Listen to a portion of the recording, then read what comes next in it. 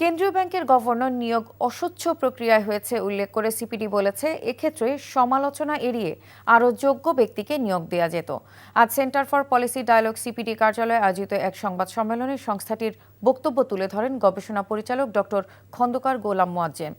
Governor পদে এমন একজনকে নিয়োগ দেওয়া যেত যিনি আর্থিক খাত পরিচালনায় অভিজ্ঞ এবং যার বিশেষ প্রাতিষ্ঠানিক ডিগ্রি রয়েছে।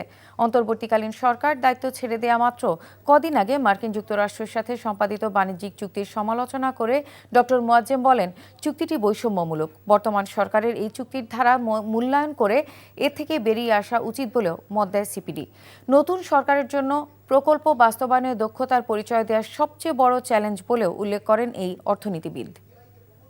এই গভর্নর নিয়োগের ক্ষেত্রে আমার মনে হয় যে একটা দুর্বল প্রক্রিয়া যেমন করা হয়েছে, প্রক্রিয়াটি অস্বচ্ছ, এবং আমার কাছে মনে হয়েছে যে যে ধরনের বিষয়গুলো বর্তমান গভর্নর মহোদয় সম্পর্কিত সাথে যুক্ত হয়েছে, এই ধরনের বিষয়গুলোর ক্ষেত্রে সরকার এই ধরনের ক্রিটিসিজমগুলো এড়িয়ে বরঞ্চ আরো ভালো বেটার নিয়োগ দিতেই পারতেন সরকার, এবং সে ধরনের লোকবল সরকারের হাতে ছিল বলে আমার কাছে মনে হয়।